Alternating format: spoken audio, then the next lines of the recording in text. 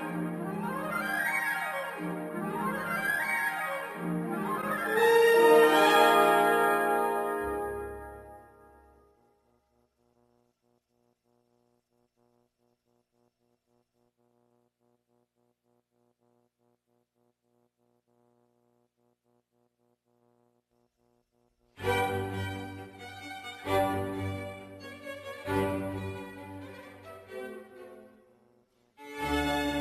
morning, everyone. Welcome to the Standing Committee on Industry, Science and Technology, meeting number 6.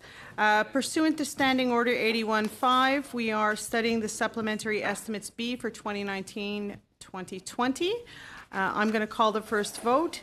We have with us today from the Department of Industry, Mr. Simon Kennedy, Deputy Minister, Innovation, Science and Economic Development, Canada, as well as Mr. Douglas McConaughey, I hope I said that properly, our Assistant Deputy Minister and Chief Financial Officer, Corporate Management Sector, Innovation, Science and Economic Development, Canada.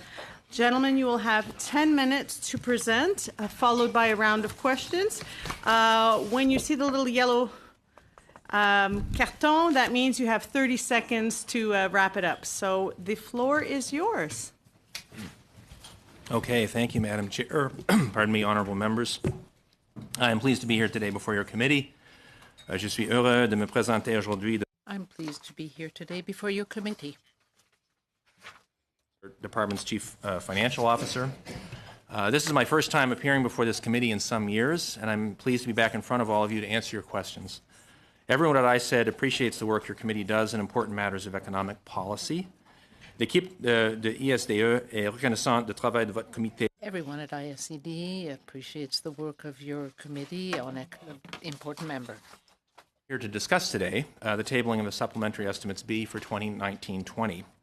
I hope to be able to support you in your work by clarifying these estimates, briefly discussing the Department's priorities, and answering your questions. Madam Chair, I'm happy to report that despite a challenging global economic environment, Canada's economy remains resilient. Our recent macroeconomic performance has been solid, with GDP growth expected to be second among the G7 countries for 2020 and 2021, behind only the United States. The taux de chômage affiche des creux. Unemployment rates are near historic lows, and we have seen stable corporate profits.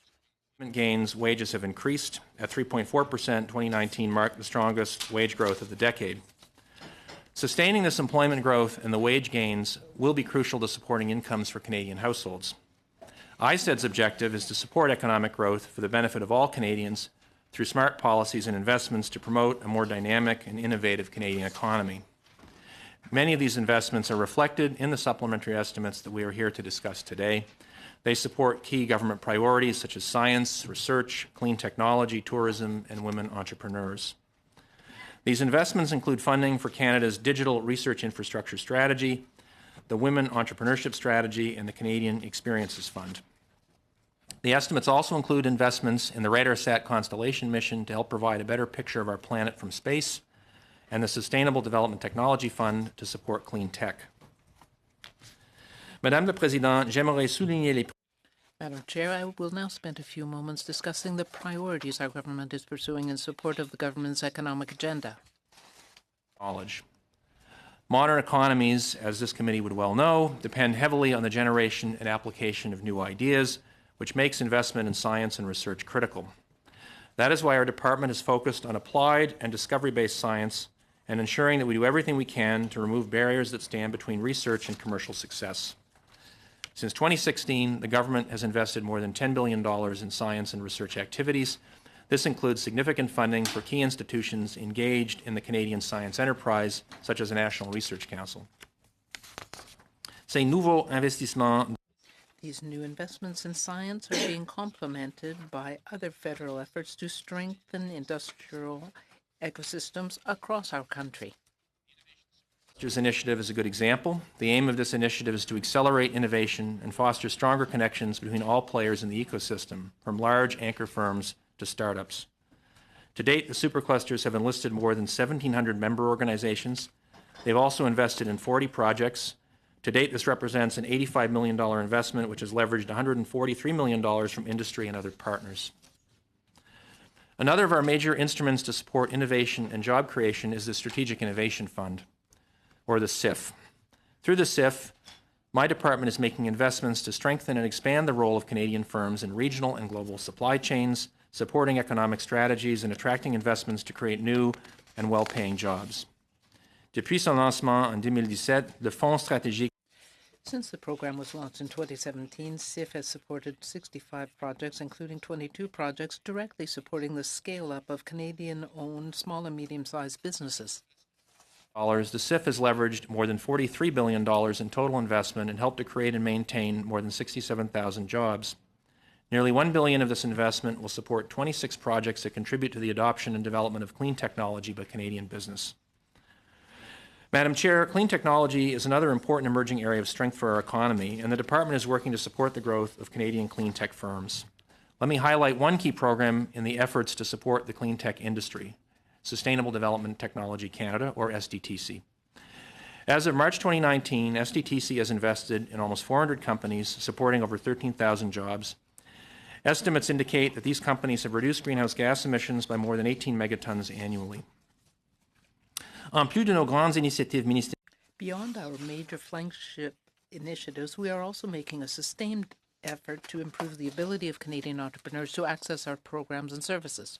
Learn that some entrepreneurs have told us they have had difficulty navigating federal innovation programming. In response, the Department developed the Innovation Canada portal to make it easier and faster for Canada's innovators and entrepreneurs to find the federal, provincial, and territorial government programs that will help them grow and innovate. Since its launch just over 2 years ago, 1.5 million business people have received a tailored list of government supports through that website in less than 3 minutes. We are also working to improve services for early-stage innovators and high-growth firms by doubling the number of innovation advisors who, in partnership with other government officials, offer the Accelerated Growth Service, or AGS. The AGS is a whole-of-government advisory service delivered directly in boardrooms, stores, and plants and communities across Canada. I had mentioned the importance of supporting clean tech earlier. Pour y parvenir, le gouvernement a lancé en janvier. To advance this aim, the government also launched the Clean Growth Hub, a whole-of-government focal point for clean technology, in January 2018. Help more than 1,400 businesses and organizations at all stages of innovation and growth find the programs and services that fit their needs. Finally, Madam Chair, our department is working to support the government in its efforts to modernize the rules for the digital economy and ensure that Canadians can have confidence in the digital world. La Charte du numérique établit. The Digital Charter, a principles-based framework that sets modern rules for a digital and data-driven economy, is designed to rebuild the trust of Canadians. The Canadians need to be able to live, work, and play safely and securely in the digital world, and our businesses must be able to take full advantage of the online economy, and I'm pleased to report the Department is working towards changes that will help achieve those goals. In parallel, to help ensure Canadians have access to the digital economy in all parts of the country, our department is working to support the government in its effort to lower wireless prices, and we will also continue to roll out programming to bring high-speed broadband coverage to Canadians in more rural areas. Madam Chair, let me close by emphasizing that ISET is committed to working closely with industry, academia, other stakeholders, and certainly your committee to build an innovative, prosperous, and sustainable Canadian economy. Thank you, Madam Chair, and committee members for your time and for providing me with the opportunity to highlight our priorities and to update you on what we're doing. Je suis heureux de répondre à vos questions. I would be pleased to answer your questions. Thank you. So we'll begin our first round of questions at 6 minutes per person, and our first round goes to Ms. Gray. Thank you, Madam Chair. Mr. Kenny, Innovation, Science and Economic Development Canada awarded a contract to Ernst & Young for $1,001,998 for the development of an internal trade barriers index, which was supposed to be delivered by the end of 2016. And in March of 2018, your department confirmed the report was completed and was being used by government officials to identify regulatory reconciliation priorities related to the implementation of the Canadian Free Trade Agreement. Can you table the Internal Trade Barriers Index today to this committee? Madam Chair, I'll have to take that request away and come back to the committee. Okay, when do you think you might be able to table that? I can come back to the committee with a response in, say, the next week or 2 weeks. Certainly in short order, we can come back to you with a response. Great. Mr. Kenny, can your department table a report showing how the federal government has assessed that interprovincial trade barriers are costing Canadians? I'll have to, I think, Madam Chair, maybe in the same spirit. The member obviously has a keen interest in internal trade and the work we've done, and I'd be pleased to come back to the committee with a response along those lines. Great. Thank you very much. Mr. Kenny, as you're surely aware, there was an amendment to the Canadian Free Trade Agreement on January 15th of this year to allow parties to the agreement, and parties are defined as federal, provincial, and territorial governments, to remove or narrow their own party-specific exemptions more quickly and efficiently. Can you table the federal government's analysis on this amendment that was announced on January 15th? I think, Madam Chair, maybe what I would suggest is if there are a series of questions involving the free trade agreement and access to some of the data we've produced, that I can maybe kind of take that request back globally and maybe come back with an assessment of what we're able to share and some of the work we've been doing in this area. I'd be happy to try to illuminate for the committee some of what we're doing. Thank you. Again, reminding members that we are here to talk about the supplementary estimates B. So requests that are outside of the scope of that, we'd be happy to, as Mr. Kennedy said, have those reports sent to you. Well, Madam Chair, where some of these questions are coming from is that on page 2-50 of the supplementary estimates, it does note that $175,000 from the Internal Trade Secretariat Corporation was reallocated, and so this falls under Vote 10B relating to the Department of Industry. And the Internal Trade Secretariat Corporation's funded through the grants from Industry Canada, who sought the over $67 million. So the work of the Internal Trade Secretariat from previous years does carry through into this year, and so it's a matter of getting an assessment why there's a difference in budget, why there was a budget change, and if the work has been completed, and at what stages they're at, and then also carrying through to this year. So that's where my questions are coming from. I'm not ruling it out of order. I'm just Madam Chair, mentioning he may not have it with him. Madam Chair, the Chief Financial Officer could illuminate the specific item in the estimates if that's of interest to the member or to the committee. Certainly, Madam Chair, the item that's being referred to by the honourable member refers to a small internal reallocation that was made to cover an exchange rate difference. The agreement that we have that you've referred to is actually paid in a foreign currency, whereas the authorities that are provided are in Canadian dollars. Therefore, as the currency rates fluctuate from one year to the next, it's necessary to perform small reallocations to make up for that differential. But there is no net change in cost for the initiative other than that small differential. Thank you. Also, can you tell me if work has begun on narrowing or removing any federal specific exemptions? Again, this falls under the department and part of the budget. And can you table a report on which ones have been worked on? I think, Madam Chair, just to the member's question, I think I would include that in our return to the committee. Again, we certainly can look at what kind of response we could provide on the issue of internal trade and the work we've been doing. Okay. Another question. Mr. Kenny, the federal government created a regulatory reconciliation and cooperation table work plan, abbreviated as the RTC, and this is for 2019 and 2020, listing the targeted timing for agreements on different items. And can you confirm what input your department had in creating this work plan? I would have to, Madam Chair, come back on that as well. There's actually, just for the honourable member's benefit, we've been doing a lot of work on regulatory reform on a number of fronts, and so I would just want to make sure, if I give precision to your question, ma'am, I want to make sure I'm kind of answering the right one, because there's actually quite a bit of work we're doing on the regulatory front at a number of different tables. So are you able to table the report on whether the agreements which were targeted for completion in 2019 have been completed? I think I would, Madam Chair, again, I would probably come back as part of my response to the committee generally on that question. So, since a lot of this does flow into the budget for this year, I'm surprised that you don't have some of this information prepared. So, the other question that I have on this is there's a recommendation from the program directly under your department. Can you table the report on whether those 23 early action recommendations have been completed, or again, if they're being carried over into 2020 and if they're completed? So, Madam Chair, maybe I could just indicate there's obviously a lot of work going on in the ISED portfolio across many fronts. So I'm happy to take back requests for very specific questions about documents that may have been prepared and come back to the committee. So, what does follow under your department is a lot of this regulatory reconciliation, and I'll just say that Mr. Kenny, the provinces are really getting ready to table interprovincial trade issues. And I know that Alberta, for example, and also many premiers are committed to increase the flow of trade within Canadian borders. So, wouldn't you say that now's the time to, work on this with your department and to fulfill some of these regulatory reconciliations and move forward on what the provinces are working on? Because the provinces seem to be working forward Unfortunately, on this. Ms. Gray, that is all the not. time that you have. Okay. My apologies. Thank you, Madam Chair. Next, we have Mr. Johari. You have 6 minutes. Thank you, Madam Chair, and let me start by welcoming you, Mr. Kennedy, to our committee. We look forward working with you very closely.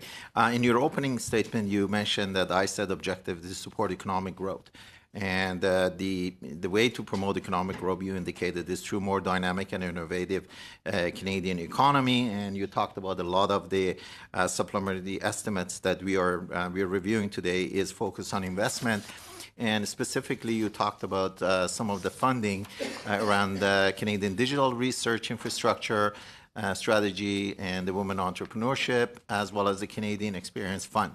I'd like to start by asking, can you expand on the Canada's digital research infrastructure?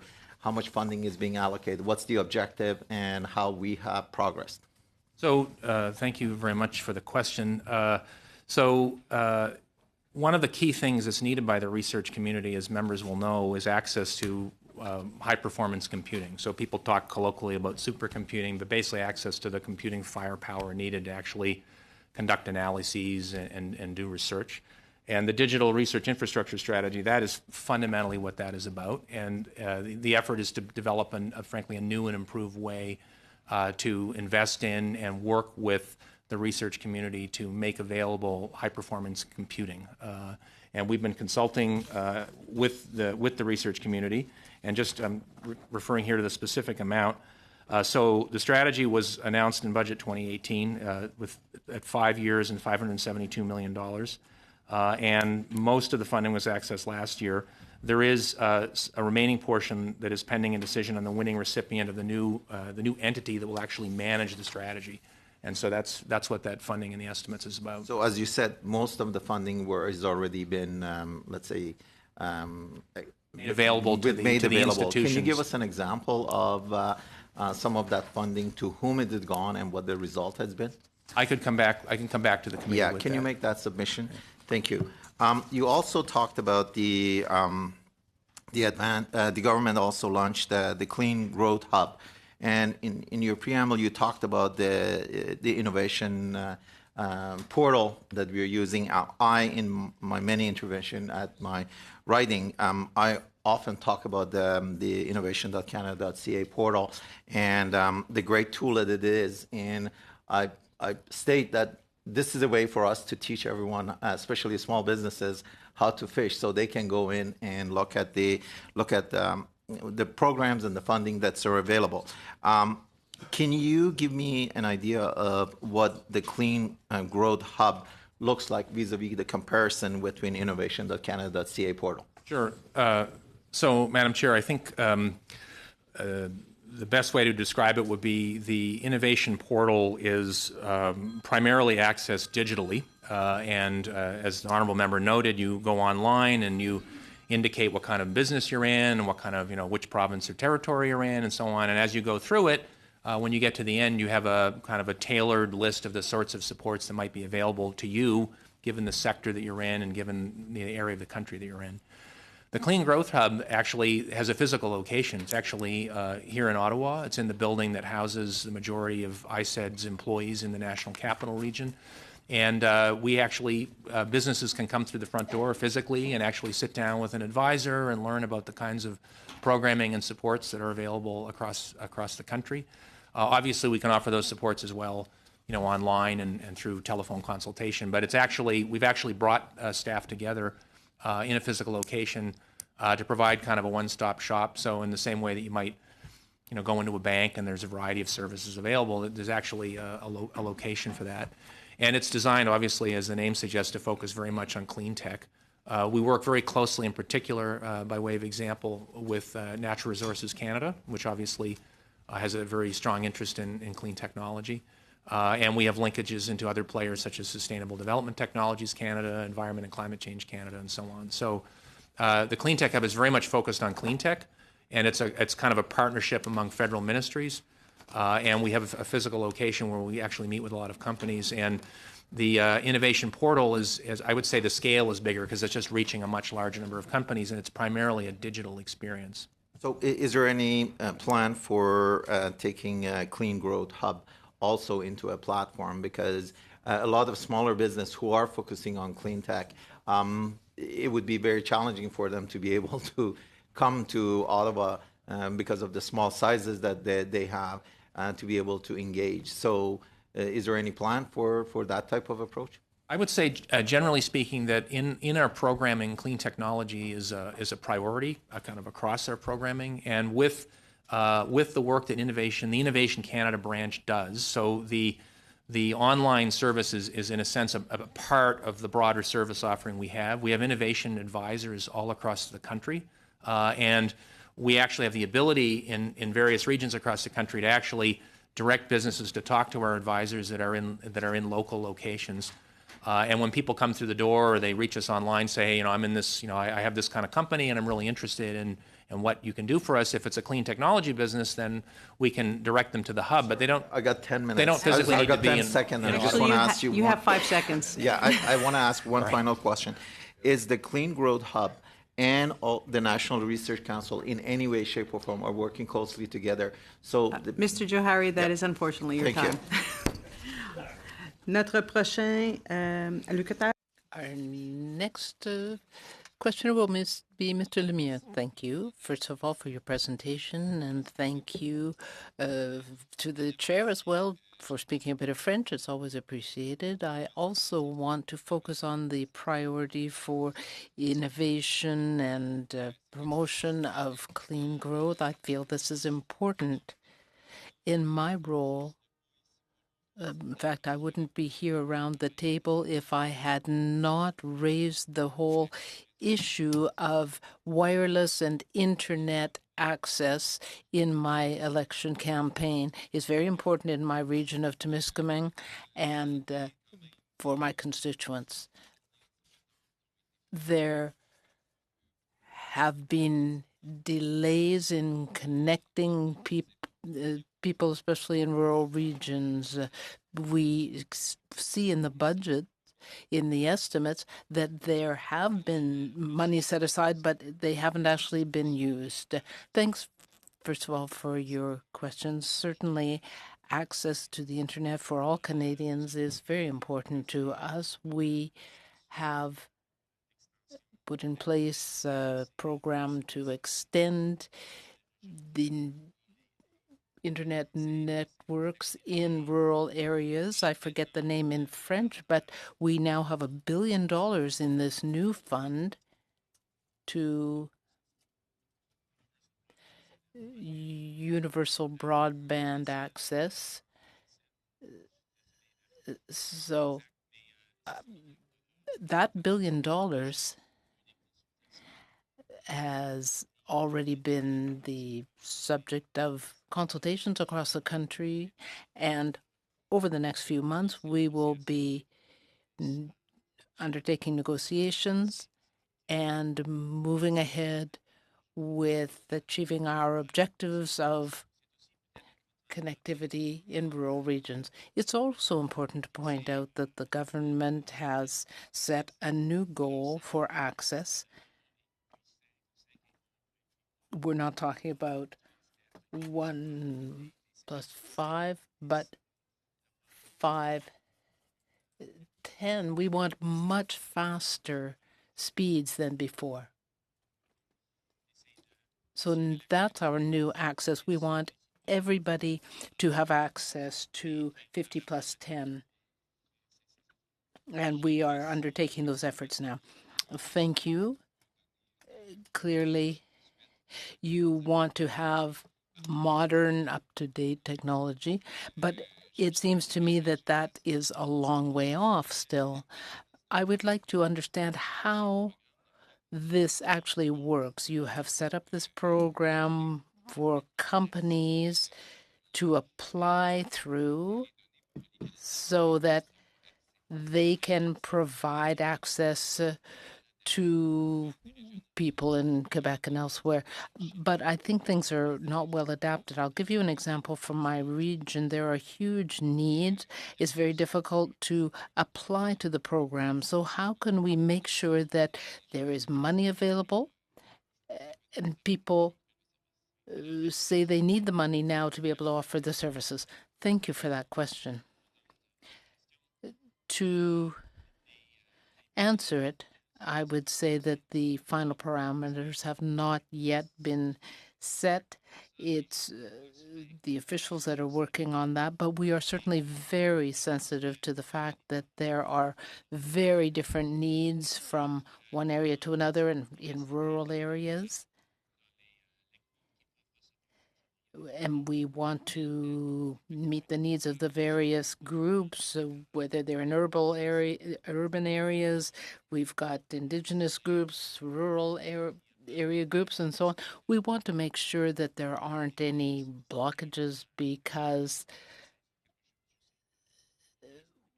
we know that there isn't huge capacity, and the minister is very sensitive to the needs of different groups that have different levels of capacity. In the interest of time, I would just say, rather, when it comes to the timetable, we do want to move ahead as quickly as possible, but sometimes the reality is that things can take a little bit longer, especially in very rural, remote areas. If there is a project way up north or in a very rural area, it can take more in infrastructure investment.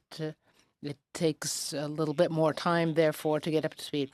I understand those challenges, but I do want to mention Indigenous needs, and you have referred to them. Sometimes there might be a cell tower put up, but it's a local initiative. We need to have people connected by radio and through the networks. So I would like to know concretely how this will apply. And we need this to speed up, I would say. I would also like to make a comment on some of the portfolios of I said we need to make sure that entrepreneurs and small business owners get easy access. What are the solutions to deal with getting these programs accessible? In answer, I would say that the department could answer better, the departmental officials, but we do want to get Canadians online. There's $1 billion and other money sources as well. Thank you. Mr. Massé? Being here today. Just going from your testimony, you have since 2016 the government has invested more than $10 billion in science and research activities.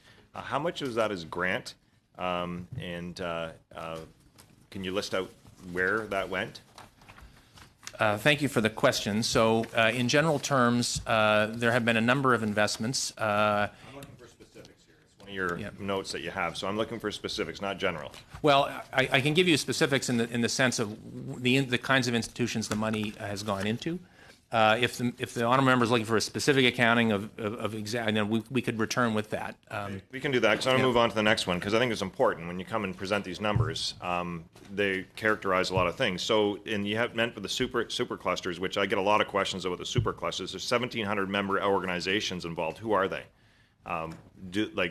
So you've compiled 1,700, and you have 40 projects, and you've actually leveraged, you said, $143 million. Is that actual cash?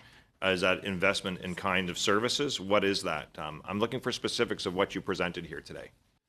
So thank you very much for the question. So there are 5 superclusters across the country in a number of sectors. I'd be happy to kind of illuminate which sectors and the types of investments. They are required to receive cost matching. There are specific requirements around what is required when the supercluster makes an investment. each supercluster has developed criteria for membership. Some have an open membership model where interested companies can apply. Others charge a membership fee. So these are actually organizations that have applied for support from the Government of Canada. There was a competitive process, but they have an independent board, and they kind of manage their affairs. Interject here at this point, and I'm not trying to be difficult here, but you're presenting significant statistics in front of our committee. I'd like you to come back and back them up with specifics.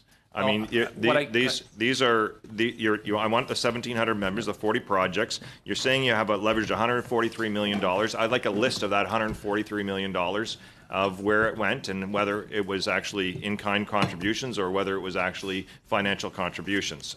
Those are specifics I think our committee deserves. Madam Chair, I would say that the superclusters under the... I thought I had the floor. I apologize. And did you wish to have an answer, sir? I could. Yeah, provide no, I'm an going to answer. finish. Let me finish because it's going to because I want to deal with this. So you have this on your next presentation for this too, because it's all connected here. There's three kind of patches that you have. You have the 400 companies supporting over 13,000 jobs. I'd like evidence of what those jobs are and where they're at and which employers and companies that you actually have. So I want this information to come back. If we're getting presented information here, Madam Chair, that's what I'm asking about. I'm not trying to be hostile here at any point, but I want to dispense of those three things that we've been presented here and very specifics about numbers and money that's been spent, and I'd like it to come back to us at a certain point in time, and I'll let you finish and take the time that you need to explain all that. Yes, thank you very much for the question. So what I would say is, with regard to the superclusters, a condition of receiving the money was there are transparency measures. The members of the superclusters are a matter of public record. The investments they make are a matter of public record. They have to actually disclose, the investments. They produce annual reports. The money that the Government of Canada invests through programs like the Strategic Innovation Fund, that is also a matter of public record. The information is available on our website. So I'm struggling a little bit to understand the specific extra detail. The specific detail is, think about the three statistics and talking elements that you have related to them. I'd like you to come back with the evidence of those specific things that you came to present to us. That's what I'm asking for. I know they're all public. You've consolidated them apparently, unless you haven't consolidated them and they're just numbers that are just thrown out there. But I'd like that information that you have come here to this committee to present and the results that they have had to be presented to us so we know exactly what they mean. So I'd like to know, in a very specific example, you have in here, you have 1,400 businesses and organizations and stages of innovation. I'd like to know how that was actually calculated, how the data matrix was presented in front of us. Same with the other ones that you presented here. I think it's a reasonable thing when you come and present in front of us, when you're talking about 13,000 jobs, I'd like to know where those jobs have been created, in what regions and what specific things. We need to see what's working out there, and that's why I'd like to see those things of 400 companies. I don't have time to go through and find those 400 companies. There are matter of public record, but you've decided to present them here as evidence of work that's being done. We have to have that information consolidated for us. So, shall I answer, Madam Chair, or if you have an answer to Mr. Massey's Well, I was just question going to say and that documents that he's asked you to table? Well, as I say, I think all of this material is subject to proactive disclosure, so it is available publicly. But maybe if I could just conclude, I would just say that with regard to the jobs numbers, I mean, we are not in the habit of coming and just sort of throwing numbers around. Through programs like the Strategic Innovation Fund, when we reach an agreement with a company, there are binding undertakings the company makes. There are legally binding commitments. The numbers that I've cited are numbers from the various agreements that have been reached with the various organizations that have been invested in. So these are all kind of, this is an aggregation of quite specific information from the kinds of agreements that have been negotiated. Well, you have 15 seconds, well, Mr. Massey. that doesn't satisfy me. And if you're presenting statistics and numbers, and you're asking to 400 companies, but you can't tell me who those companies are and where public money has been spent, it's a problem. I mean, we need to know whether it's good investments or not. We need to know who our partners are not. And if you're presenting that information in front of us, I think our committee should have the methodology that you came up to present that information in front of us. Mr. Massey, you're talking about $10 billion of Canadian public money. Unfortunately, that's your time, and we'll have the clerk follow up with the request that you had. Our next round of questions of 5 minutes go to Madame Rempel-Garner. Thank you, Madam Chair. Mr. Kennedy, would you be able to table a list including the total value of loans, grants, or contributions made by your department any of the development agencies or granting councils to any corporation with a net earning of $10 million or greater. Madam Chair, maybe I could take that request away. I mean, I believe that this information is largely available, so I'm happy to follow up. So that's a yes. Well, I'm happy to follow up. I'm not aware of any restriction, but I'm happy to kind of take the request back. Okay. Yeah. Thank you. Can you please table the rubric your department uses to calculate the number of jobs created by grants and contributions, the similar list of grants that I just asked for as well? Thank you for the question. So I will come back to the honourable member with that. As I noted earlier, typically through programs like Strategic Innovation Fund, there's binding undertakings around the kinds of investments that will be made, and that is generally where the numbers come from. So to the extent we can illuminate that, I'd be happy to do so. I'm just asking you to table the rubric on how you're evaluating the outcomes of some of those specific initiatives. But with regard to the Supercluster initiative, can you table with the committee the rubric that you use to measure the number of jobs created by investments in that fund? I can certainly come back to the committee with an explanation of where that number comes from. I could illuminate that now if you wish, but I'm happy to come back with a written explanation. Basically, what I'm looking to find out from that information is that there is a report. I know that the government stated objective was 50,000 jobs created, and the number that we've seen to date is 0.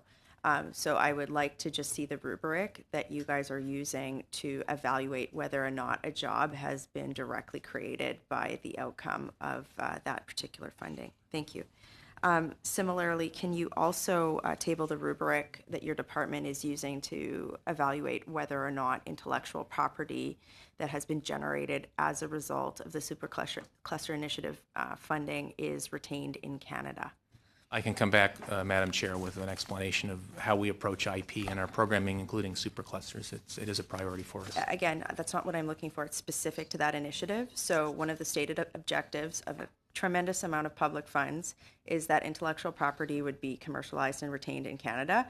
And I would like to see exactly how your department is measuring that particular aspect of the program. Well, IP is certainly, Madam Chair, a priority for the supercluster initiative. I'm just asking if you can table that rubric. I can come back with a response on that question, absolutely. Thank you. Can you also table with the department or with the committee the amount of jobs that have been created and how you're defining that as an outcome of the $28+ million allocated for the Sustainable Development Technology Fund?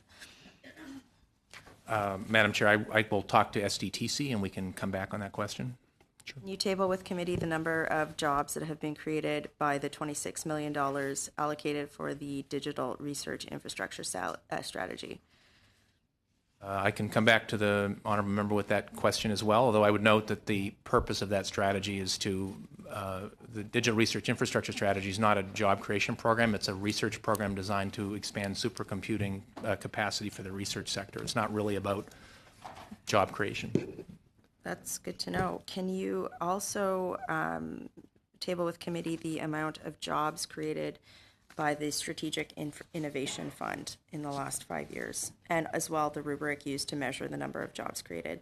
So I can give an answer now on the Strategic Innovation Fund. It's just over 67,000 jobs created or maintained by the program. And again, just to reiterate that these are numbers that are coming from binding agreements that are negotiated with project proponents. So there's a total of 68 projects. Every one of them has a binding agreement, and those numbers are derived from those agreements.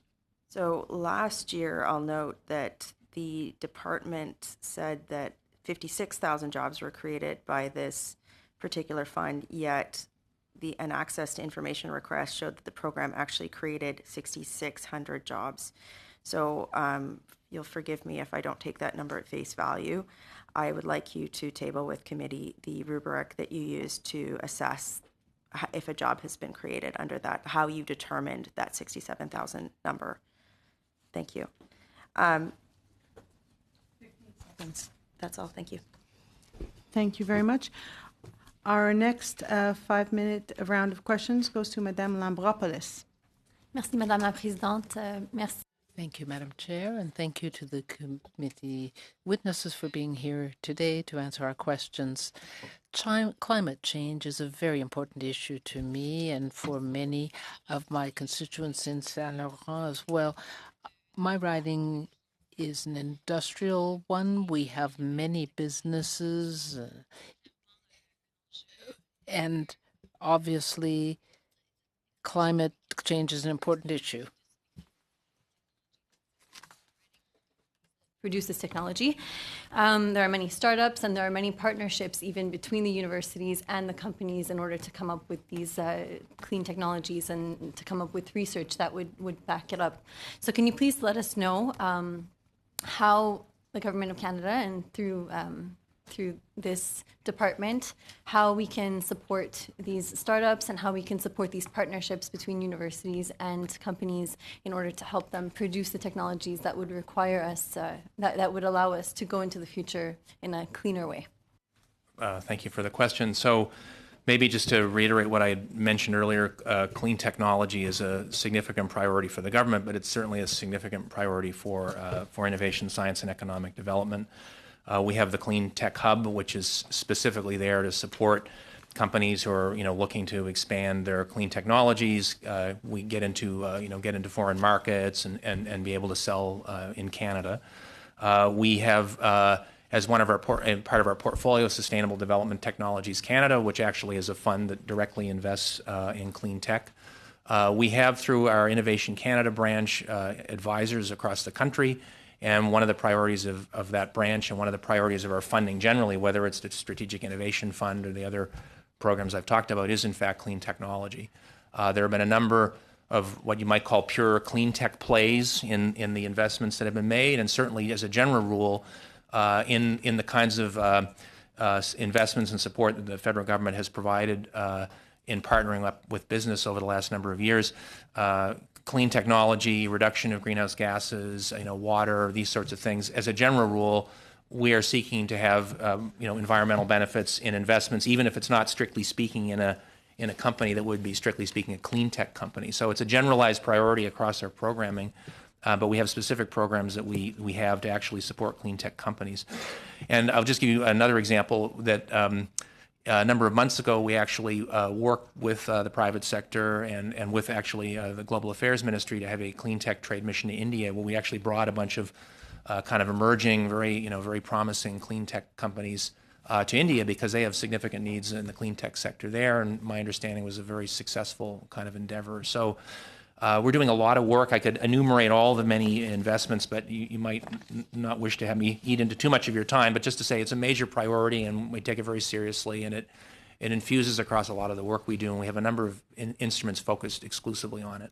Okay. And I also realized that you mentioned the women's entrepreneurship strategy in your notes, and they're part of the estimates as well. And so I saw that about $10 million were invested in this strategy. Can you please speak to this and let us know what kinds of companies were invested in and how women can take advantage of these programs as well? So the women's entrepreneurship strategy is it's a cross-government strategy, and so this funding is for a particular piece of it. It was a top-up to funding that my ministry received as part of the broader cross-government strategy, but there are other ministries that are involved. So if I just gave you some examples, the Business Development Bank of Canada, so that's actually in our portfolio, and this is the bank, as you know, that lends funds to small business. And to a small and medium-sized business, I should say. They created a dedicated funding envelope of $1.4 billion over 3 years for debt financing for women-owned businesses to actually expand access to capital for women-owned businesses, for example. They created a $200 million Women in Technology Venture Capital Fund, so this would be to invest in women-led businesses in technology companies, because that's, frankly, traditionally that's been an area where the access to VC money for women has not been strong. So I'll stop there because I know time is short, but the 9 point something million we received is just a top up to an existing strategy that's significantly larger, and I just cited one small example of some of the stuff going on. 10 seconds left. Okay with giving up my time. Thank you. Thank you. So the next 5-minute round goes to Mr. Dreeshen. Thank you very much, Madam Chair. I noticed that when you're speaking about the women's entrepreneurial strategy, that some of the money that went into that came from the Department of Western Economic Diversification. And I'm just wondering, when did your government direct you to do that? Because again, that's part of, it's under the Atlantic Canada Opportunities Agency. So that's the first thing that I'd be interested in knowing. The second thing, you spoke about superclusters, and in your testimony you were talking about you talked about public record and things that are for public record. Is the ownership of the IP also part of the public record? And what safeguards do you need to have as far as that is concerned? So that's the second part. So, and I have 5 minutes, so I'll come back to some of the things later. Maybe I could ask the CFO maybe to answer the honourable member's question, and specifically in the issue of the transfer of funds on the women's entrepreneurship strategy. Is that? Yes, very quickly, Madam Chair. Thank you for the question. The $3.4 million that was allocated, or is being proposed to allocate to Western Economic Diversification, is part of that $10 million envelope that is being spread across 3 organizations in the Regional Development Agency portfolio. As Mr. Kennedy had indicated, it is a top-up to existing funding of a program that's been in place for several years. Did that come out of other economic development agencies as well? No, or it did not. Is it out of Western Diversification? Madam Chair, no, the money is over and above funding that's already been allocated. The superclusters? So, Madam Chair, I think what I'll do is when I come back on the previous question asked on this topic, that'll cover, I think, the same ground. So happy to do that. Again, so I'm not just looking at the process that you use, but also recognizing whether or not that the ownership of it is public record, so that we can see how much of that is actually being transferred out of the country or being used for some of the other opportunities that might exist. I noticed also in some of the parts that we have seen here that there had been some that there's nothing for oil and gas that had been part of the original documentation. But what you had talked about is you had said as of March 2019, SDTC has invested in almost 400 companies, supporting over 13,000 jobs, looking at reduced greenhouse gas emissions by more than 18 megatons annually. So my question is that the metrics that you are going to be using then to determine what is really green technology? Because I think that you'll find is the tech funds that were, the extra carbon tax that Alberta has always had has gone into a fund. It is the reason why we've been able to reduce the emissions for nearly every industry that we have below international standards.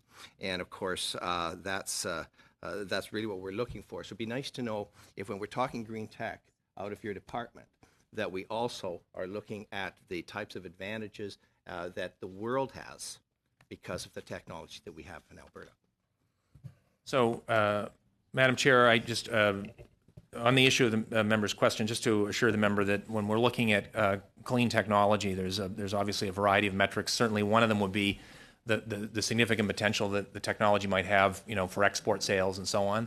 And the technology supported include things like clean water, and and there's a variety of objectives. So I wouldn't want to give the impression. I cited in my notes the very positive example of reduction in carbon, but it's not a monolithic. That's not the only thing that we're looking at.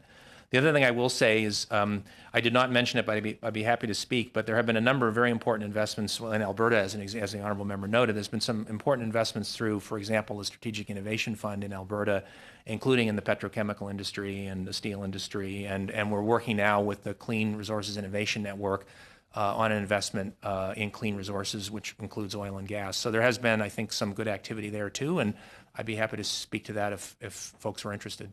And the reason that I mentioned that, of course, is when you go through the minister's mandate, you never see anything about it on oil and gas. They do talk about other industries that are associated with it, but for some reason, the mandate letter from the Prime Minister ignored that industry. So I just thought that I would want to let people understand perhaps where some of the thinking has been going. Thank you.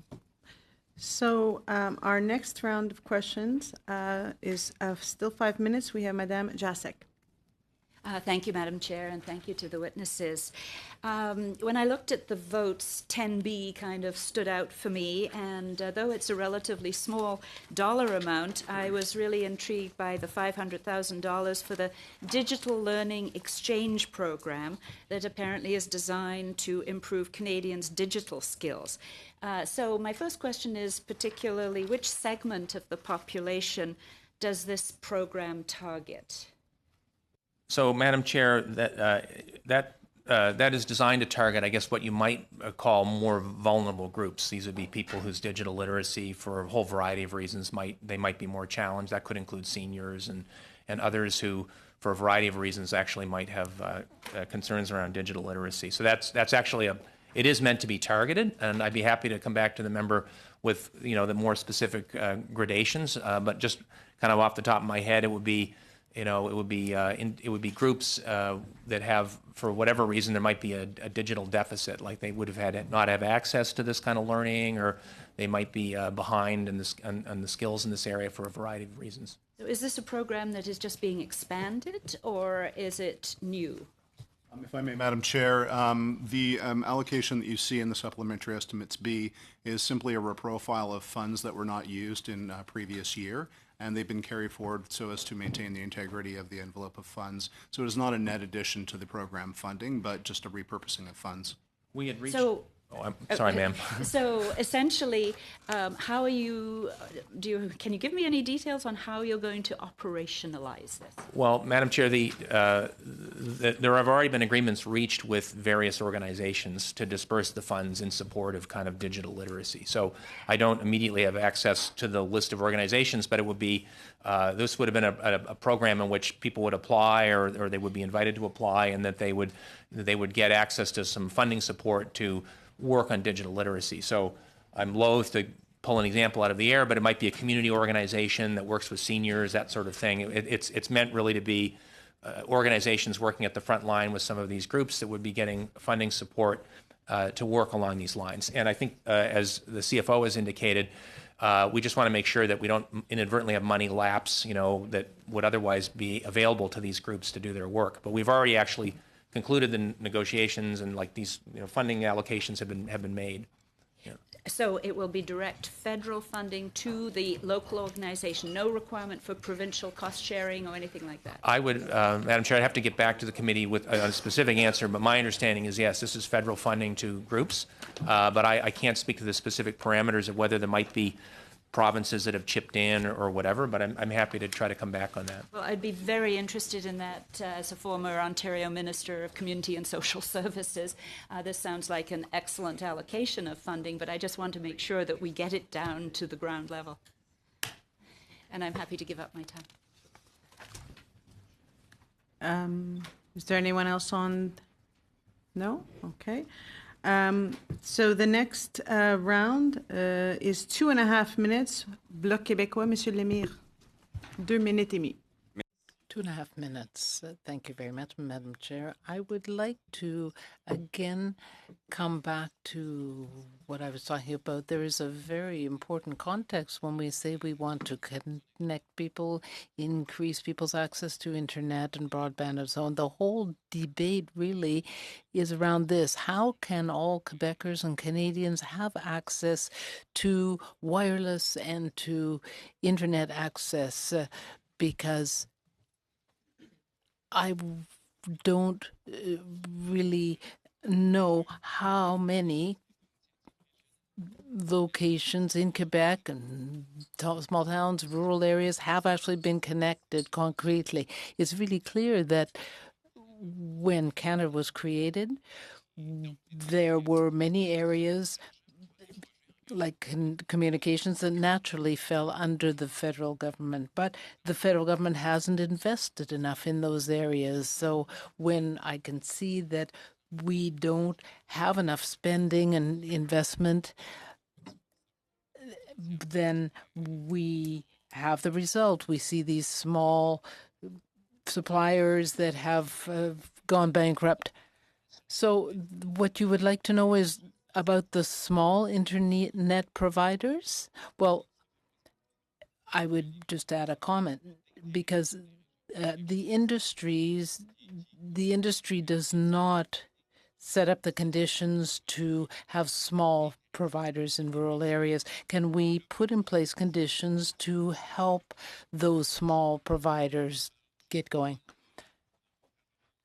I would point out that there have been a number of programs in the past that have had terms and conditions that were sometimes difficult to meet. We want to make sure that everyone gets connected and has access.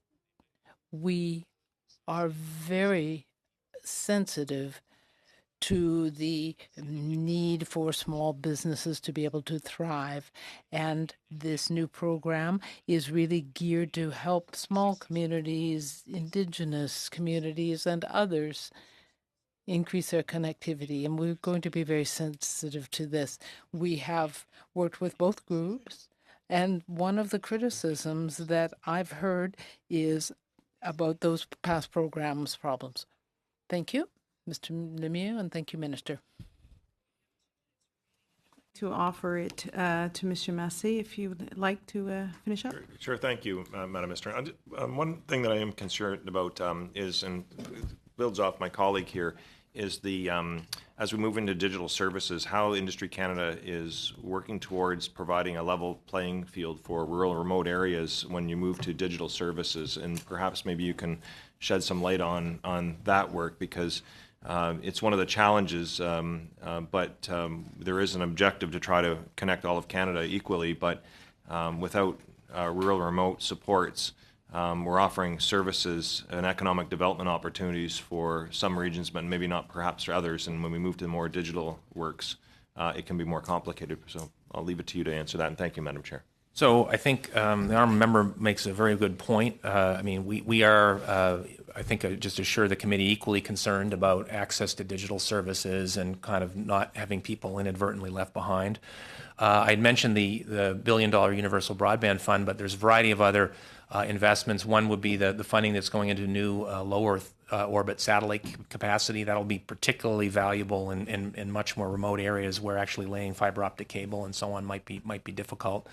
But certainly the objective is to deliver high-speed broadband to all Canadians, and there will be an array of investments I mentioned in the next couple of years to that end. And the specific objective is going to be to try to make sure there's access for people who don't currently enjoy it. On a separate track, maybe I could just say, won't go on at length about this, but that we're also very mindful that our policy frameworks and rules have to be updated because, they were built for a different era.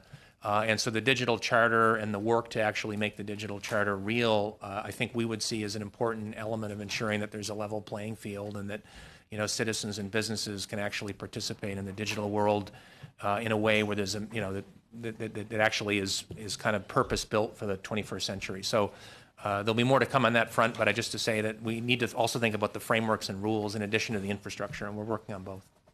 Thank you for that. That's unfortunately all the time we have for this panel. I want to thank you, Mr. Kennedy, Mr. McConaughey, and departmental officials for being here today to answer questions. The clerk will follow up with you with respect to the various requests for documentation and additional clarification. With that, we will suspend so that we can have the next panel come in. Thank you so much. Merci. Thank you. Thank you.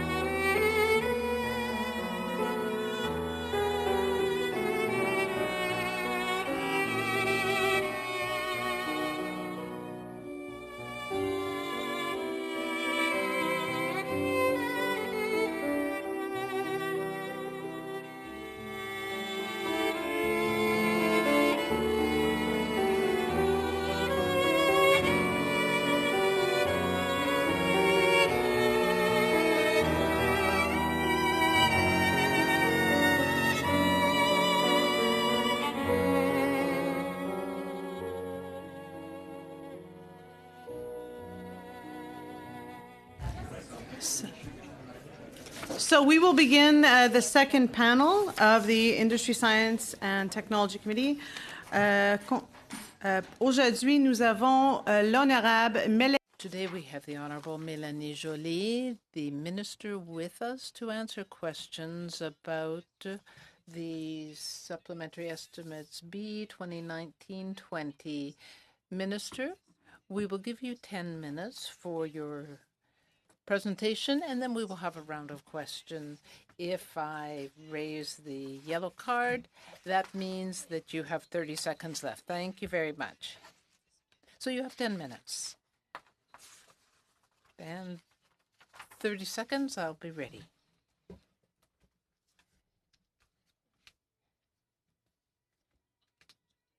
Good morning, everyone. How's everyone? Well, I hope.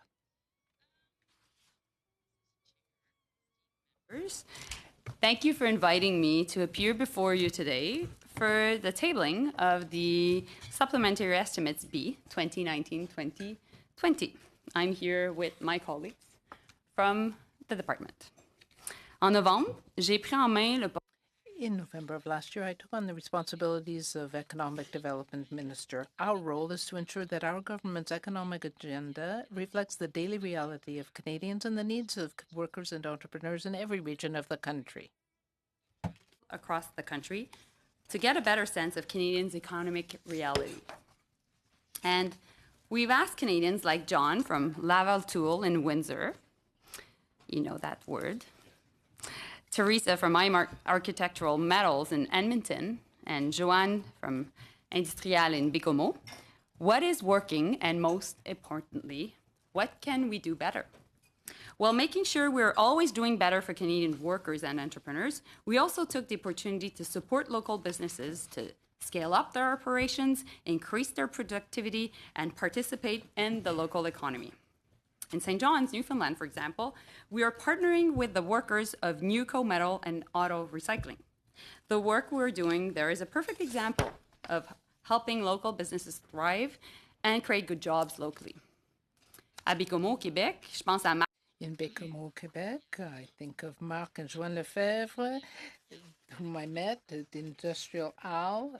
They have a family-run small business that developed an innovative, non-polluting process to produce greener aluminum. In Rwanda, where my colleague, Mr. Lemire, has his riding in Abitibi-Témiscamingue, we supported the growth of Manufacture Adria. The general manager, Joël, told us that this investment will enable the company to create 20 more quality jobs and increase production. Another great project that we're supporting is Montreal en Lumière. Thanks to our investments, we're able to attract more international visitors during the winter season. More visitors in the winter mean more revenue for tourism and longer season. Auto manufacturing expertise, we're proud to help the sector evolve, innovate, and adapt to new realities. Or how about in Sault Ste. Marie, where our support is helping the regional maple syrup cluster scale up. So what could be more Canadian than that?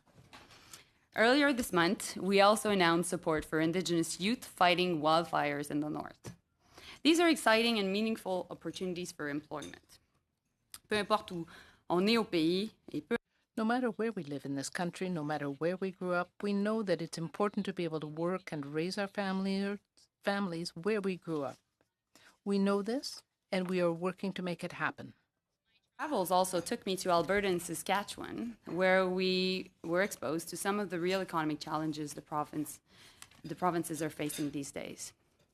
We know that there is economic anxiety and that some workers and families are struggling. Savons aussi que le futur de notre économie. We also know that the future of our economy depends on the ability of our entrepreneurs and businesses to be creative and to continue to adapt, innovate, and maintain their competitive edge. In Alberta, particularly in Edmonton, we know that artificial intelligence is a great source of pride. That's why our investment in Go Productivity will benefit over 20 businesses, helping them adapt to new market conditions and become more competitive. I note that a number of my fellow MPs today are from Alberta and Saskatchewan.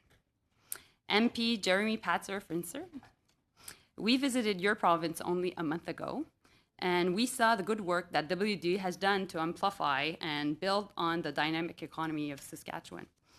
I know that you often tout for farmers of Saskatchewan and fight hard for them in the House. Virgin Foods in Vanscoy is a great success story, which capitalized on strong agricultural roots of the province, and you have a lot to be proud of. A project that Western Diversification proudly partnered with local entrepreneurs to make it happen. We invested $2 million in it for it to grow. I know that you're also a great champion of the cattle industry in the province. In fact, I know you met with industry representatives on their most recent visit to Ottawa. WD is a proud partner of theirs, and I'm sure you will be happy to know that we invested, in conjunction with the University of Saskatchewan, $4.7 million to build the Livestock and Forage Center of Excellence near Saskatoon. Malgré tout, nous savons très bien. Even so, we are well aware that there is still much more to do. Our economy is strong, but we know that the path to economic prosperity varies from region to region. It's all to quickly build and diversify local economies. New partnerships are required, including with provinces, communities, Indigenous organizations, industry, and academia. Western workers and entrepreneurs should know that we're an ally in helping businesses create good local jobs. We're on your side and always will be. Disons-le franchement, pour pouvoir parler. The bottom line is that we can't succeed unless everyone can benefit from economic growth. As I work to carry out the government's mandate, I am supported by 6 parliamentary secretaries and 6 well-established regional development agencies. Expertise that the regional development agencies provide is essential. We have witnessed this firsthand. With the benefit of regional insight, they help to create an environment where community businesses and innovators can grow, succeed, and create good jobs locally. Ces agences adaptent des The agencies tailored national initiatives to fit regional needs and realities. They provide access to financial assistance for our entrepreneurs, bring together key stakeholders, and contribute to regional economic development. Regional development agencies are a perfect example of what community-based government is all about. They ensure the presence of the federal government in our regions, and they're often the first point of contact for entrepreneurs, local businesses, and workers. Across the country, I'd like to point out that the tourism sector has great potential for economic development. In fact, we believe this sector is capable of driving major economic growth in almost every part of the country.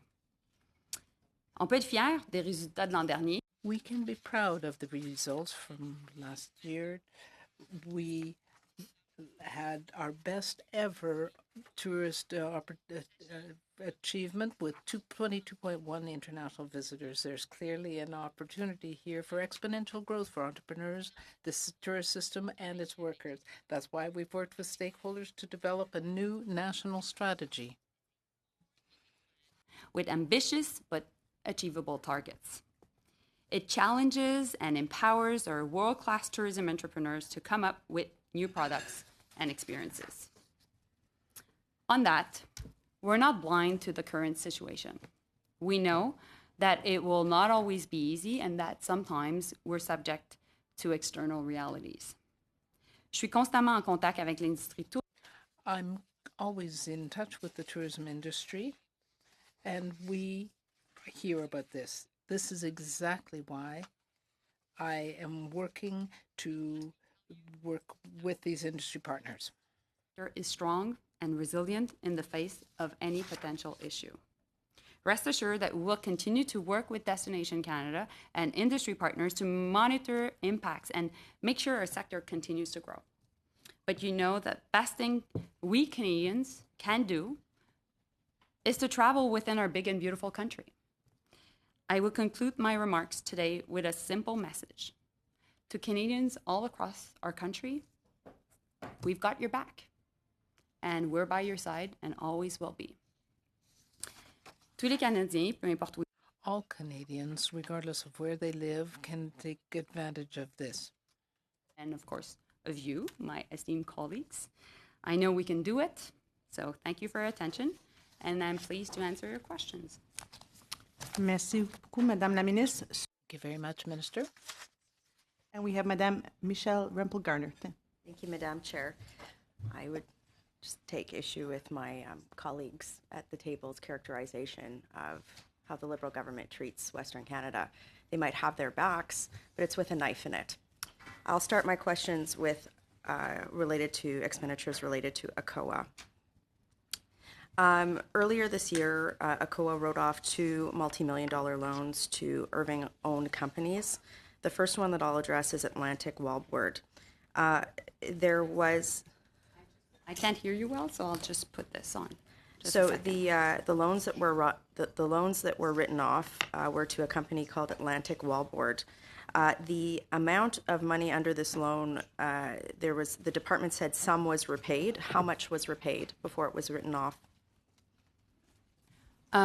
This is a good question. Thank you, my colleague. And maybe for a specific answer on this question, I can pass it to my deputy. I think, Madam Chair, we can get you the answer to that, but I don't have it immediately available, but it's readily available, so we can come back. Why was this loan written off? If I may, Madam Chair, as a normal part of government operations, we do occasionally incur situations whereby, whether it's loans or grants and contributions, there's an inability to collect repayments. And we have debt write-off regulations that provide a facility for which to write down debts that are deemed uncollectible when all measures have been taken. Will you table with committee all documentation related to the decision to write off this loan? Certainly, all debt write-off decisions are required to go through departmental governance, and those records of decision could be made available, I believe. So that's a yes? I believe so. I would have to confer with my colleagues at ACOA. Well, you will table those documents with committee? We will look into the issue, my colleague, will and of course, we will provide you with the information. If we need to move a motion to compel the ordering of documentation, I will do that right now. Can I just, I believe maybe the CFO can confirm, but generally speaking, debt write-offs are a matter of public record, and they get reported in the books of Canada. So I think we can certainly come back. With more detail on that for sure. The other thing I would say is maybe just to assure honourable members that the number of businesses that go in default, I'm just looking at some of the statistics, that the number of projects in recovery at ACOA is around 6%, which is roughly consistent with the historical averages of that agency across many years and many governments. Madam Chair, I would like to move that the government table with committee all documentations related to the decision to write off the loans given to Atlantic Wallboard and Bayside Realties under ACOA. Okay, so we have a motion on the floor, which we'll now open for debate. Any debate? So I'll call the question. All in favor? All opposed? Carried. Thank you. I'm sure that will be illuminating. I also note that the department spent $100,000. This is the Department of Western Economic Diversification with the Canada West Foundation on a competitiveness research project. Is that project complete? So on this particular issue, obviously, I'll defer to my colleagues, but just to go back on ACOA just a second. Because your question... This is my time. No, but I just want to answer your question this is my because time, you and asked me to come to the committee, and obviously I'm the minister in charge, so I just wanted to have Minister, the chance. I do have control of the questioning time. So I would repeat my question. Is the project, the competitiveness research project, complete? Sorry, I don't have that information. So an MOU was actually signed between basically that I'm just looking at the details here, Madam Chair, if we want to get the answer. This is a 3-year project to look at issues critical to the competitiveness of Western Canada, and the runtime is from 2019 to 2022. So I think as part of scope, were the effects of Bill C-69 and C-48 included on the Western Canadian economy. Was that included in the scope of this report? The project has three kind of elements. One is looking at innovation and regulation. Another was looking at trade agreements, and the third is around trade with China. So there's a number of elements, and I'd be happy to get back to you with some details on what the project elements are. Thank you. The other issue also, in line with the funding of many of our projects, is we can be proud Thank as you. a That was government to make sure that was an that adequate we response. actually decided to double the funding Madame to Chair. Madame WP. Jolie. Madame Chair, Madame thank you. Rampel-Garner has the floor. Has any analysis been done within Western economic diversification on the impacts of Bill C-69 and C-48 on the receptor capacity in the energy sector in terms of adopting clean technologies that have originally been funded under the WIN program? I think that, what we have done as a government is we recognize that there's anxiety and angst in Western I'm asking you a Canada. very specific question. And therefore, I would like what to know can I if please any, if, I'm just reframing it because I didn't think you were getting to the point.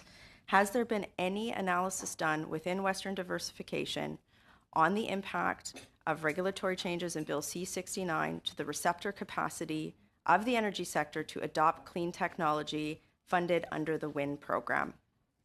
Very quickly, we're out of time. If you have a quick answer. Well, on these specific issues, of course, I would love to work with my colleague to make sure that she is provided with the right information. I'll take that as a no, Madam Chair. Thank you. And also, I had the chance to call her last night Okay. to see how we can partner. Thank you, and I'll Madam always Minister. continue to I'm do sorry, that. unfortunately, we have to go to the next speaker. We have Mr. Assasi. You have 6 minutes. Thank you, Madam Chair. Thank you, Minister, for appearing before committee, and allow me to take this opportunity to congratulate you on the exciting new portfolio that you have been leading. It's quite obvious that you have been keeping a very busy pace. You have been traveling around. You've been to St. John's, Saskatoon, Sarnia. So, given in your testimony you were suggesting that it's important to understand and appreciate and reflect the realities on the ground in various communities across our country, what would you say are the most significant takeaways you've had in the last couple of months? Well, obviously, Canada is a big and beautiful country, and the economic realities are different. What we have seen is that we've been able to create great economic growth, more than 1 million new jobs since 2015, but they're not created across the board equally. And I've seen that the big challenge of the federal government, and we all know that as members, is that sometimes Ottawa is very far, thousands of kilometers away from people's realities. And it is sometimes a challenge to be, close to the ground. But what I've seen through my travels, but also through my work as in charge of tourism, is that the best way to have our ears and eyes on the ground is actually through our regional development agencies. And so from the great work ACOA is doing to actually the impact we can have to help workers in the West, this is really bearing fruit. I think that for me, the RDAs, the regional development agencies, are the government of proximity, le gouvernement de proximité, and of the federal government. I also see the fact that they're the conveners of many federal departments, and they can help get some solutions when it comes to, for example, getting skilled workers and immigration. And we're dealing with the immigration pilot program in Atlantic Canada. They can help also get the right investments while there are worker shortages happening in Quebec. And we can be there in dire times, such as when there's BC wildfires. And that's exactly what we did. I think the reception is extremely good across the country. I think it's resonating. I'm supported by 6 parliamentary secretaries, one of which is here, Terry Sheehan, who's from Sault Ste. Marie, helping me with FedNor. And the Prime Minister has asked me also to develop a new framework for economic development for these agencies. And so while I travel across the country, I'm gathering more information, actually, to develop that new framework. Absolutely. Now, thank you for having shared your vision for the regional development agencies. I'm just curious, given that you have 6 different regional agencies, how do you ensure that those communities are aware of the opportunities that are there and they're willing to partner with each one of these 6? I think the awareness of the 6 federal development agencies is not the same depending on where you are and what's the history of the given regional development agency. And I think within a region, the awareness varies as well. ACOA is really well known across the Atlantic. We know that we have colleagues from the Atlantic, and they always repeat us how much it is important. There's more than 500 people working within ACOA and more than 20 offices across the Atlantic. DEC, for example, in Quebec is more known in certain regions, particularly Abitibi-Témiscamingue, than in Montreal. Because the reality is they support a lot of the rural economic development. And FENOR is way more known than FENDEV in Southern Ontario. And I think also when it comes to the West, we can't see it as a monolithic block.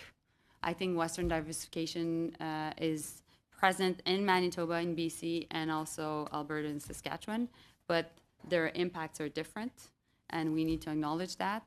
And also, CanNor of the Great North is actually the face of the federal government at many levels, because they're really the federal convener, and actually they're implementing many programs for federal departments that are not necessarily present there. At the end of the day, when you look at WD, Western Diversification, it's the only department headquartered in the West. Same for CanNor, it's the only department headquartered in Iqaluit. Excellent. Now, I know you're also very Quickly, you have 15 seconds. Passionate about tourism and the Canadian Experiences Fund. Do you have any estimates as to how much that fund, how many employment opportunities that will provide? Well, I can talk to you a bit about it a bit more. Unfortunately, you're out of time. Donc, notre prochain tour, c'est Monsieur Lemire. Our next turn is Mr. Lemire for 6 minutes. Thank you, Madam Chair, and thank you, Minister, for being here today. As you know, I'm a social democratic, and I believe that the government has a role to play in stimulating the economy. I am also a nationalist, and I think that we have to respect provincial jurisdiction in everything that is done in partnership with communities, municipalities, provinces. We have to make sure that we respect that jurisdiction. How do you do that? I think that there are areas of shared jurisdiction in the Abitibi region and across the country. People are looking for financial leverage that can come in part from the federal government, whether through the Canadian Development Bank or through the regional agencies. We can help with that. I have a very good relationship with the provincial government in Quebec, the premier, and the minister responsible for economic investment want to work in partnership to help businesses under their jurisdiction. You are a progressive. I want to make a connection with the question already asked. We have regional development agencies because we want to give everyone an equal opportunity. If we don't play a role through these regional development agencies, we won't be able to tackle one part of the problem, which can be a lack of opportunity in the regions. One of the tools is the Regional Economic Development Agency for Quebec. They don't always have the resources they need. They want to be able, they can't sometimes find the resources they need to meet the demands, and then there's the overhead as well. Is there any thought being given to additional resources? We're talking here about $42 million over 5 years. For Quebec, it's not indexed. So is your department planning to do anything about that? Well, I certainly wouldn't want to correct my colleague, but in fact, in our last budget, we did increase the funding because this is an important area. The DEC, the provincial, or the federal development agency for Quebec, is one aspect, but there are other tools as well.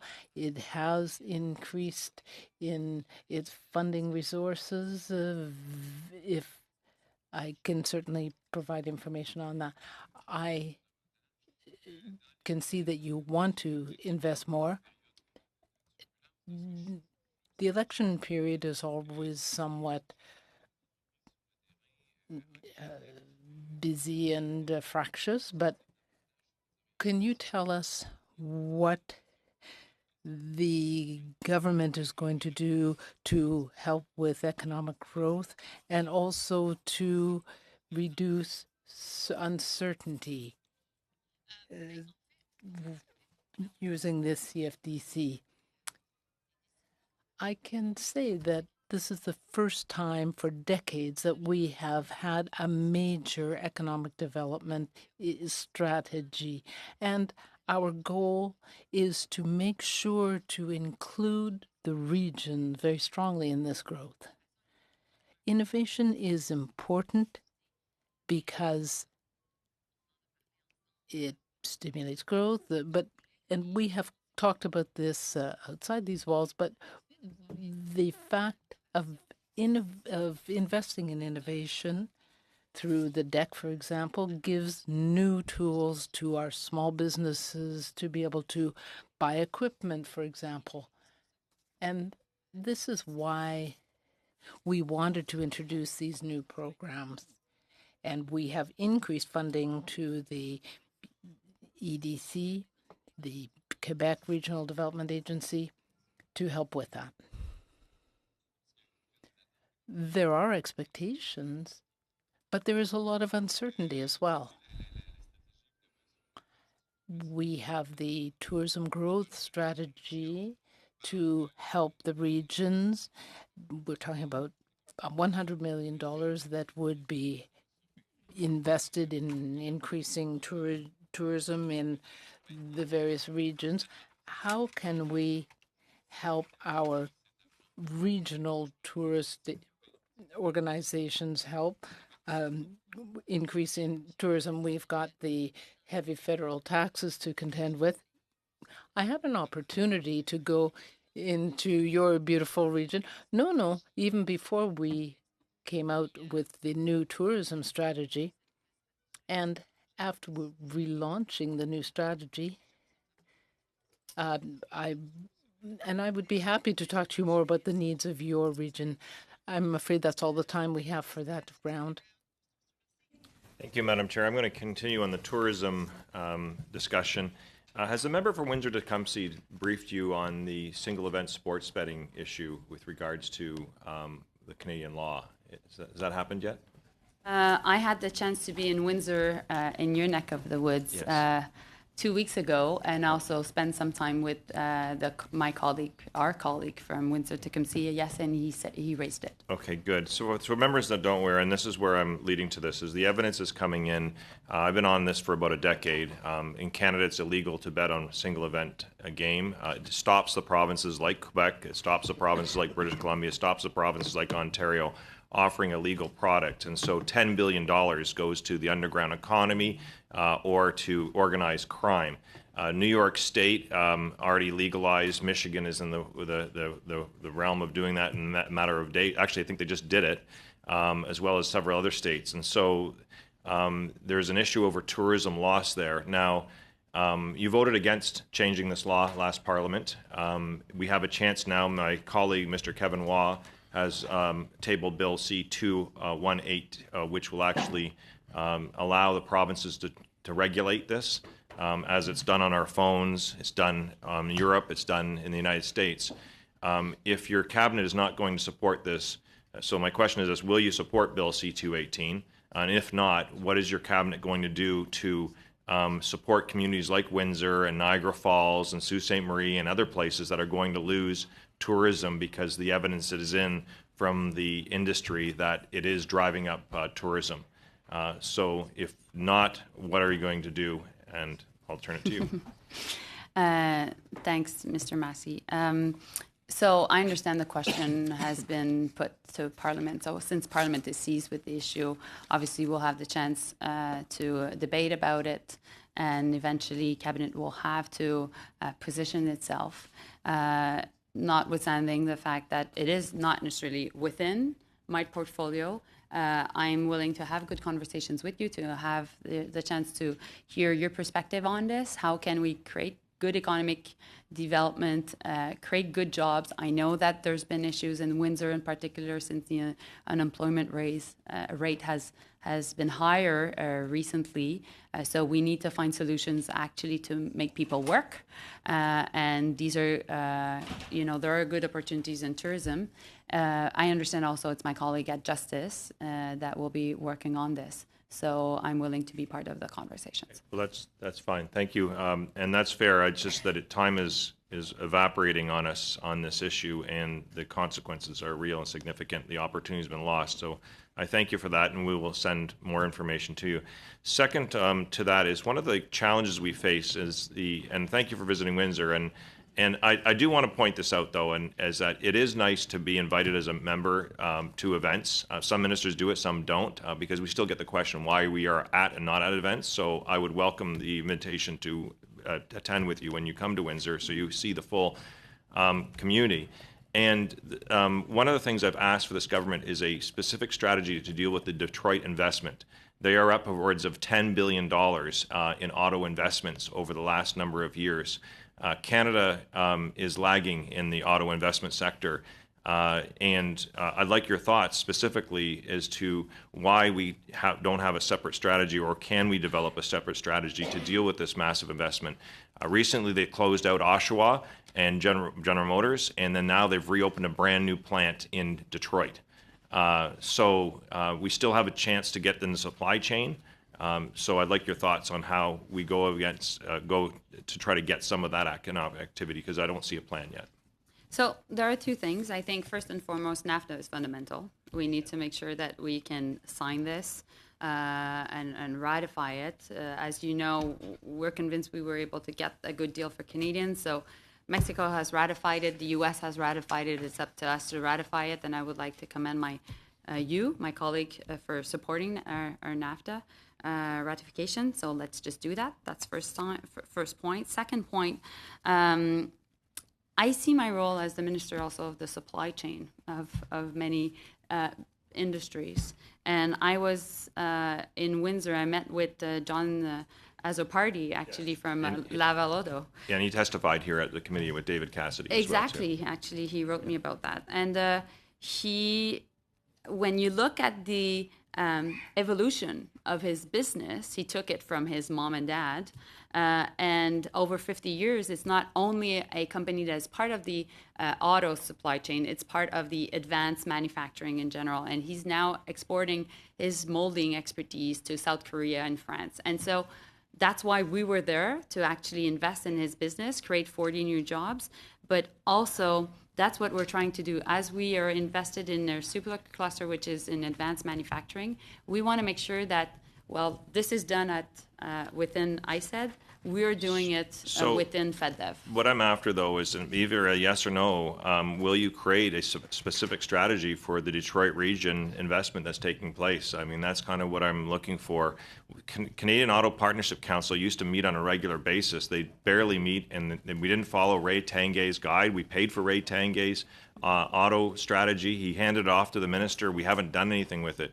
So I'm looking for specific commitments to deal with this unique investment that's taking place and affects jobs all the way to Toronto and even to Quebec. Mr. Massey, unfortunately, that's your time.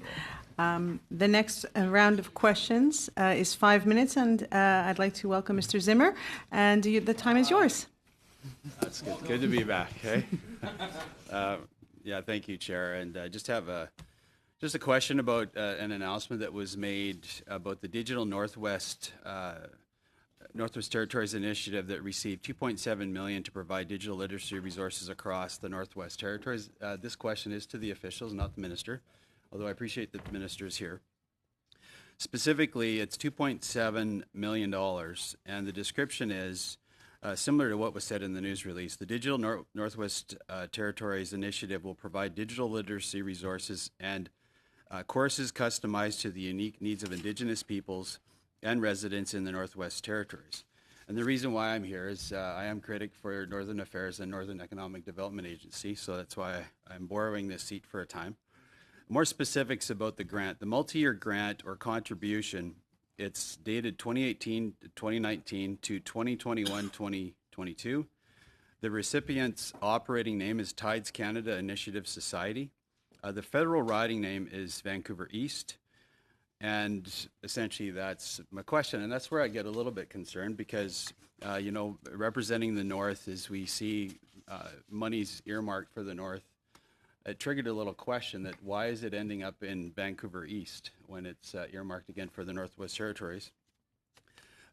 Again, I'll just say a little bit more on the release. The Digital Northwest Territories will develop resources and courses customized for the unique needs of the people living in the communities across the territory. The initiative, a program on Tides Canada's shared platform. So again, the concern is the money actually going to get to the people and of the Northwest Territories? And concerned about the specifics, and I really have two questions for you. Because the group that is mentioned, Tides Canada, and I'll use just from several sources. U.S. tax returns and other documents show that the Sierra Club of BC has been paid at least $99,000 by Tides, including funds earmarked to stop the Enbridge and Kinder Morgan pipelines, including working with First Nations. That's one source. Another source, Tides also paid $373,835 to the Great Bear Initiative Society led by Art Starrett that included funds specifically earmarked for responding to the media. So my concern is, based on the affiliations of this particular group, Tides, and I'll ask it in an official capacity because I'm looking for more documents, because specifically it hasn't been really said how this money is going to be spent. $2.7 million is a lot of money, as we know. And based on, again, this group's prior initiatives, I'm very concerned that this money is going in a direction that not all would support in Parliament.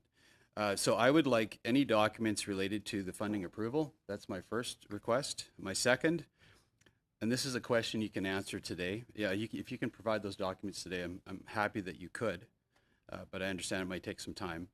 The second question, were you instructed by the government to disregard this organization's anti-development narrative when approving this funding?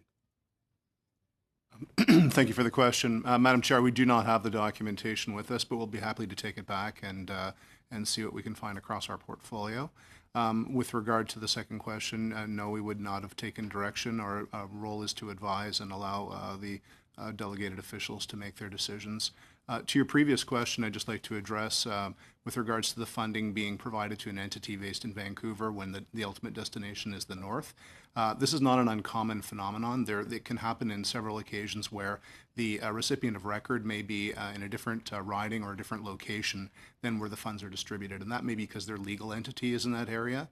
It also may be, and I don't know if it's the case in this one, in some instances funds are provided through third-party delivery agents thereby the official systems of record in our organizations would only record where we made the disbursement, but maybe not where the final disbursement was made.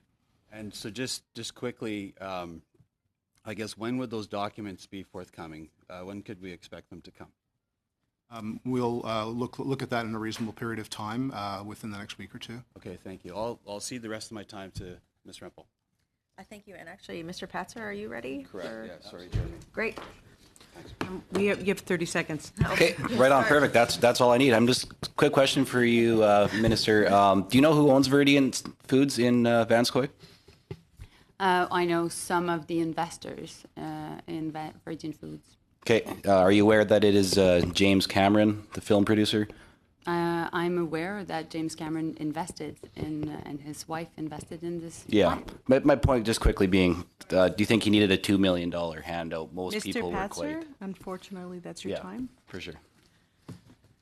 The next 5-minute round goes to Madame Lambropoulos. Thank you, Madam Chair, and thank you, Minister, for being here with us today. I was very happy to see that you did take on this new portfolio, because I know that you're a very fair minister, and so regardless of where you're from, you do take into account all regions across the country, and you do a good job of that from my experience with you and other ministries in the past. So obviously we know that Canada's economy is doing well overall, but it's not felt in all regions across the country. And I was wondering, obviously there are challenges going forward, and we are trying to transition to a cleaner economy. I was wondering if we have any strategies in place right now or going forward to help provinces across the country that may need it more. With regards to transitioning or with regards to job creation in these areas? Well, thank you. I believe that actually this is exactly the vision we have for and why the regional development agencies were created. When you look at the first one that was created, which was the COA in Atlantic Canada, it was done by a certain Pierre-Luc Trudeau at the time where actually a lot of people were heading to big cities, and there were economic challenges happening. And the idea for the regional development agencies were actually, for a COA at the time, was actually to make sure that there would be more fairness in the system, and that through government work, actually we could create these opportunities. And that was acknowledged later on by the Conservative Party in 1987 when Brian Mulroney decided to create Western diversification at the time to help people in Western Canada to actually have access to good jobs. And that was later on actually also, how can I say, was reaffirmed by the Harper government following the economic downturns in 2009 by the creation of FedDev, which is the latest regional development agencies, which is actually for the south part of Ontario, FedNor being for the northern part of Ontario. Now, concretely, what do? We're there to actually, through different means, to make sure, like I was answering Sébastien Lemire, to spread the innovation and innovation investments all across our regions, not only in our big city centers. We're there to support incubators also, make the link between sometimes the universities and post-secondary institutions with the business sector in order for new research to actually be commercialized.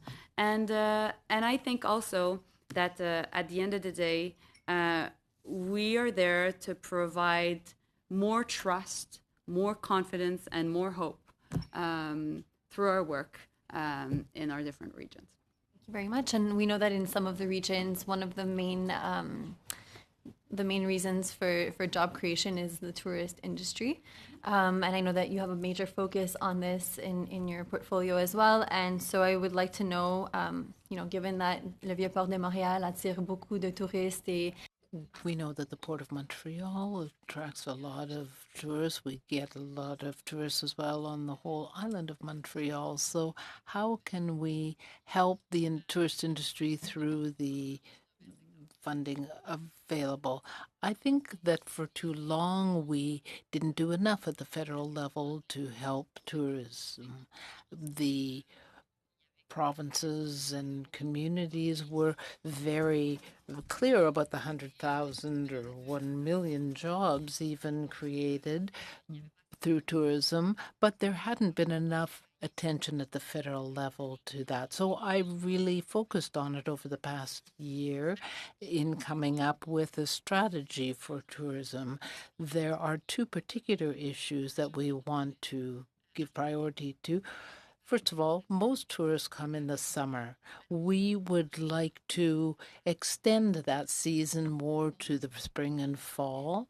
And we also know that tourists go mainly to our cities, and we would like to have them visit more extended regions of the country. We therefore have created a fund of $65 million to help the tourist sector. Thank you very much, Mr. Minister. You have the floor. Thank you. Yeah, so just kind of going back to what I was kind of just asking about earlier. I mean, again, we obviously in Saskatchewan, we appreciate any investment that we get from the federal government into our province for sure. And I think most people were excited to have James Cameron, of all people, investing in Saskatchewan, right? I mean, that's a pretty exciting proposition. James Cameron's net worth happens to be $700 million. So people of Saskatchewan who are, farmers who are struggling to get by, or small towns who are struggling to remain economically viable, they see a $2 million federal handout to a person that's worth $700 million. The feeling amongst people was just like, what do we got to do? I mean, this guy has all the money in the world. What does he need a $2 million federal government handout for? So yeah, and I mean, I'll offer a bit of an olive branch here. I mean, it'd be great to have ministers coming out to places outside of Saskatoon, further than Vanscoy. Vanscoy is just a stone's throw away from Saskatoon, right? So I mean, if you want to come down to the southwest corner of Saskatchewan and see what the small town life and feel is like, and meet with people like that, I mean, I know I'd be more than happy to take anybody around this table, really, around, so they can see and feel, the hurt and the pain that our producers are feeling, right now, whether it be blockades, whether it be the CN strike, all of that, right? I mean, it's having massive impacts on that. The other thing too, just kind of using the tourism angle here, I'll ask you a question here. Name of my riding kind of says it all. Cypress Hills Grasslands, right? So I mean, the Grasslands National Park is a huge hidden treasure that we have. We're talking a lot about investing in broadband and rural network access here. So I'm just wondering if you would just be willing to elaborate more on what you're trying to do to get areas like Grasslands National Park or even Cypress Hills to be more connected going forward. Well, dear colleague, my goal is not only to go to Vanscoy, nor only Saskatoon. It would be a pleasure to go in your neck of the woods. Because my job is to represent everybody across the country, and particularly in places where sometimes people are more preoccupied and anxious. And so I think also that when we do support different industries and different businesses, it's always through repayable loans, well, many times. And so we're partners, but we expect to be repaid at the same time, and that's why our colleagues and my officials are always following on that. And I understand that I think the investment in Virgin Foods was good news for Saskatchewan. I actually met Ashley from Vanscoy, who went to and studied at the University of Saskatchewan, and because of the investment, she was able to have a job in her hometown, and I think there's a lot of potential there. I think that now we're really investing in the protein sector, and I don't understand why we actually need always to send our resources elsewhere to be transformed. I think there's a lot of potential to do the transformation in Saskatchewan itself. Yeah, for sure. I mean, we're kind of looking at just ways that we can continue to further what we're trying to accomplish, especially down in the southwest corner there, right? So I mean, our family grew pulses growing up, right? I mean, we weren't able, an option like Verdian didn't exist then, but even to try to get stuff up to there, I mean, there's a lot of cost association with that. And again, just, seeing government handouts to people that quite frankly don't need them is just, that was the frustrating part. But what I'll maybe... Do you want me to answer on your tourism question? Yeah, just briefly, because my colleague Tracy has a quick question as well too, so I would like her to have a chance. Just very quickly, the entire idea of the tourism strategy actually is to help local economies, towns, to be able to diversify themselves, particularly in rural regions. And so that's why we created a fund, and that's why it's called the Canadian Experiences Fund, and it's managed through WD. I must say that WD didn't do a lot of tourism projects in the past. And by making tourism a priority for all the regional development agencies, we're actually pushing the needle in the right direction. And if you have a particular project, it would be great to be able to talk to you, to talk with you about it. And actually, there's more to come when it comes to our national strategy and to attract private investments, particularly where there are national parks. So we could have that conversation. Sure, thanks. Tracy, do you have... Unfortunately, that's it. And we only have about 2 minutes left. I'd like to give Mr. Erskine-Smith 2 minutes, and then we will proceed with the votes. Mr. Erskine-Smith?